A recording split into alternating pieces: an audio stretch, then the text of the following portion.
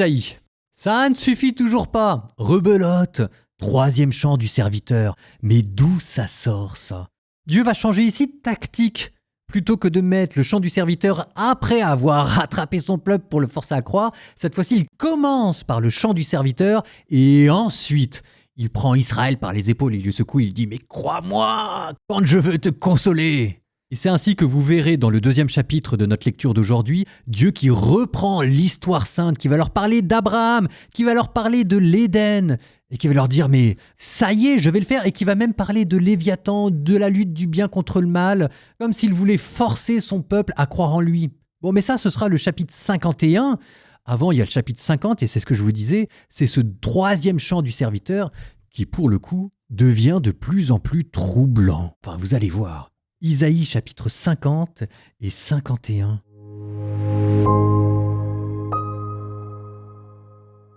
Ainsi parle le Seigneur. Où donc est la lettre de répudiation de votre mère par laquelle je l'ai renvoyée? Et quel est celui de mes créanciers auxquels je vous ai vendu? Bien, c'est à cause de vos fautes que vous avez été vendus, à cause de vos révoltes que votre mère a été renvoyée. Pourquoi n'y avait-il personne quand je suis venu? À mon appel, pourquoi nul n'a répondu? Ma main serait-elle trop courte pour racheter? N'aurais-je pas la force pour délivrer? Eh bien, par ma seule menace, je dessèche la mer, je change les fleuves en désert. Leurs poissons pourrissent faute d'eau, morts de soif. Je revais les cieux de noir, je les habille de deuil. Le Seigneur mon Dieu m'a donné le langage des disciples pour que je puisse d'une parole soutenir celui qui est épuisé. Chaque matin, il éveille mon oreille pour qu'en serviteur j'écoute. Le Seigneur mon Dieu m'a ouvert l'oreille, et moi je ne me suis pas révolté, je ne me suis pas dérobé. J'ai présenté mon dos à ceux qui me frappaient et mes joues à ceux qui m'arrachaient la barbe. Je n'ai pas caché ma face devant les outrages et les crachats. Le Seigneur mon Dieu vient à mon secours. C'est pourquoi je ne suis pas atteint par les outrages. C'est pourquoi j'ai rendu ma face dure comme pierre. Je sais que je ne serai pas confondu. Il est proche, celui qui me justifie. Quelqu'un veut-il plaider contre moi? Comparaissons ensemble. Quelqu'un veut-il m'attaquer en justice? Qu'il s'avance contre moi. Voilà le Seigneur mon Dieu, il prend ma défense. Qui donc me condamnera? Les voici tous qui s'usent comme un vêtement, la teigne les dévorera. Est-il quelqu'un parmi vous qui craint le Seigneur, qui écoute la voix de son serviteur? S'il a marché dans les ténèbres sans la moindre clarté, qu'il se confie dans le nom du Seigneur, qu'il s'appuie sur son Dieu. Mais vous tous qui allumez un feu, formant un cercle de flèches incendiaires, allez dans le brasier de votre propre feu, au milieu des flèches que vous enflammez. Voici ce que vous réserve ma main. Vous resterez gisant dans la douleur. Écoutez-moi, vous tous qui tendez vers la justice, vous qui recherchez le Seigneur. Regardez le rocher dans lequel vous avez été taillé, la carrière d'où vous avez été tiré. Regardez Abraham, votre père, et Sarah, qui vous a enfanté, car il était seul quand je l'ai appelé, mais je l'ai béni et multiplié. Oui, le Seigneur console Sion, il la console de toutes ses ruines. Il va faire de son désert un Éden, de sa steppe un jardin du Seigneur. On y retrouvera l'allégresse et la joie, l'action de grâce et le son de la musique. Soyez attentifs, vous qui êtes mon peuple, et vous les nations, prêtez-moi l'oreille, car de moi sortira la loi, mon droit sera la lumière des peuples. Soudain, je rendrai proche ma justice, mon salut va paraître, et mon bras gouvernera les peuples. Les îles mettront en moi leur espoir, elles comptent sur mon bras. Levez les yeux vers le ciel, regardez en bas vers la terre. Les cieux se disperseront comme la fumée, la terre s'usera comme un vêtement, et les habitants tomberont comme des mouches. Mais mon salut est pour toujours, ma justice ne sera jamais abattue. Écoutez-moi, vous qui connaissez la justice, peuple de ceux qui ont ma loi dans le cœur, ne craignez pas l'insulte des hommes, ne soyez pas abattus par leur sarcasme, car la teigne les dévorera comme un vêtement, les mythes les dévoreront comme de la laine. Mais ma justice est pour toujours, et mon salut de génération en génération. Éveille-toi, Éveille-toi, revêt-toi de force, bras du Seigneur. Éveille-toi comme aux jours anciens, au temps des générations d'autrefois. N'est-ce pas toi qui tailla en pièces Rahab, qui transperça le monstre marin? N'est-ce pas toi qui dessécha la mer, les eaux du grand abîme, qui fit des profondeurs de la mer un chemin pour que passent les rachetés? Ceux qu'a libérés le Seigneur reviennent, ils entrent dans Sion avec des cris de fête, couronnés de l'éternelle joie. Allégresse et joie les rejoindront, douleur et plainte s'enfuiront. C'est moi qui vous console. Qui es-tu pour craindre l'homme qui doit mourir, un fils d'homme périssable comme de l'herbe, au point d'oublier le Seigneur qui t'a fait, qui a tendu les cieux et fondé la terre? Et qui es-tu pour frémir tout au long des jours, devant la fureur de l'oppresseur quand il s'apprête à détruire? Où donc est-elle la fureur de l'oppresseur?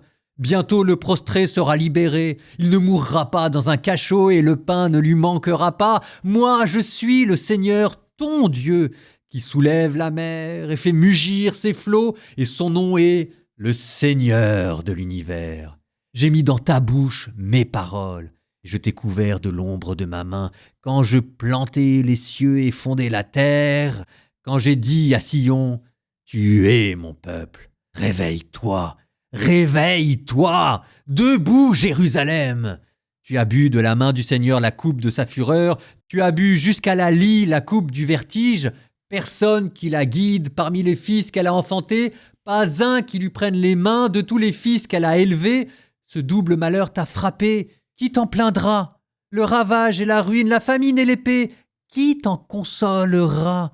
Tes fils épuisés gisent à tous les coins de rue, comme l'antilope prise au piège, submergée par la fureur du Seigneur, la menace de ton Dieu. Alors écoute ceci, malheureuse, ivre, mais non pas de vin. Ainsi parle ton maître, le Seigneur ton Dieu, qui défend la cause de son peuple. Voilà que je retire de ta main la coupe de vertige. À la coupe de ma fureur désormais tu ne boiras plus. Je la mettrai dans la main de ceux qui t'affligeaient et te disaient « Courbe-toi que nous passions ». Et tu faisais de ton dos comme un sol, comme une rue pour les passants.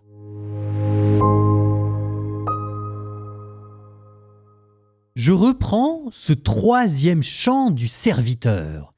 Dans le deuxième chant, l'épisode dernier, on avait vu comment le serviteur exprimait sa vocation prophétique, lui qui était appelé dès le sein maternel pour restaurer Israël, pour être une lumière pour les nations, même s'il confessait un sentiment d'échec et qu'il allait connaître l'angoisse et l'amertume. C'était ce qu'on avait lu, verset 4, « C'est pour rien que je me suis fatigué ».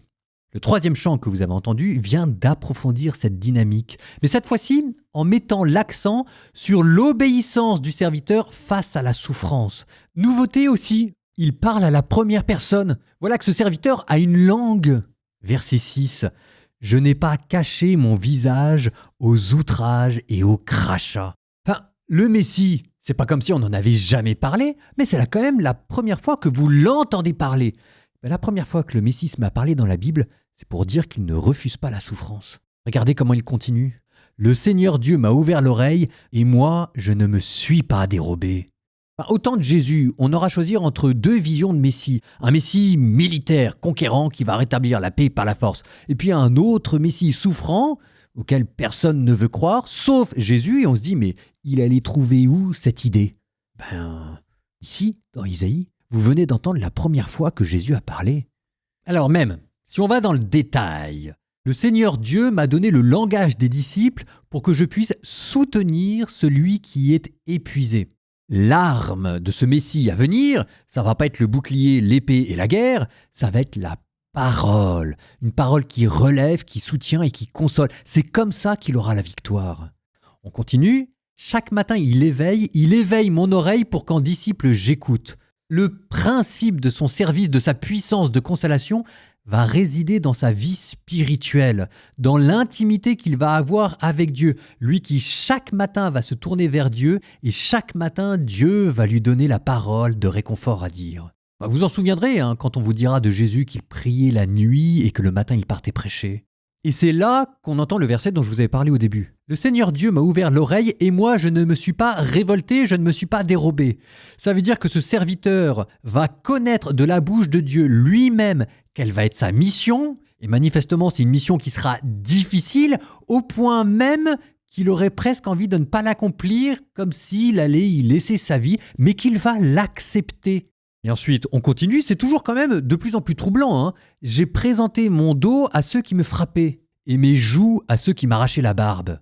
La docilité de ce serviteur envers Dieu qui devient sa docilité envers les hommes, même les hommes méchants.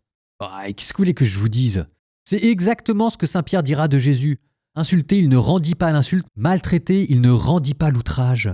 On continue. Le Seigneur Dieu vient à mon secours, c'est pourquoi je ne suis pas atteint par les outrages. Malgré toutes les tortures qu'il va subir, il gardera le sentiment de sa dignité et la certitude que Dieu l'aime.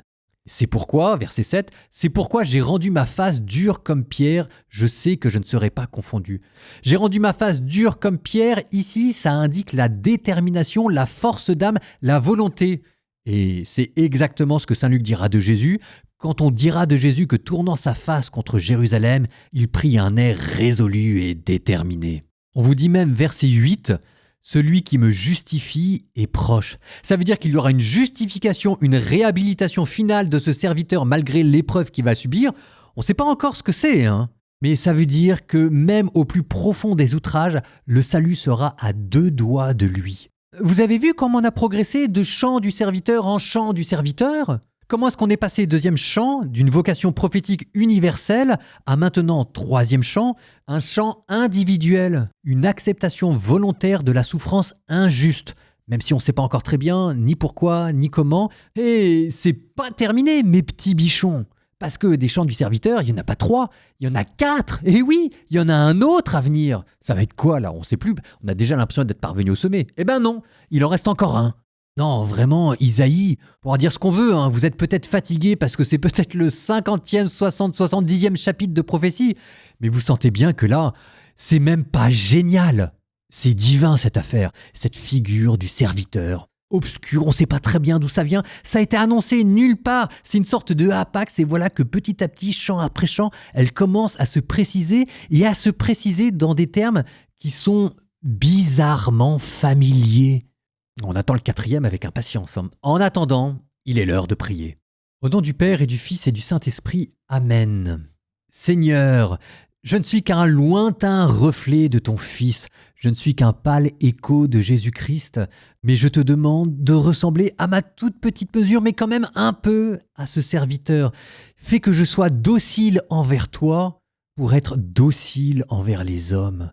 Qu'au mal je réponde par le bien, que par l'injustice je réponde par la justice, et que je sois vainqueur du mal par le bien, que je ne me dérobe pas à l'outrage, mais que Seigneur, pour l'honneur de ton nom, je parvienne à l'endurer dans la vertu, dans la miséricorde, dans l'amour du prochain, dans la charité. Seigneur, fais que cette souffrance soit pour moi le creuset dans lequel j'apprendrai et l'amour de Dieu et l'amour du prochain.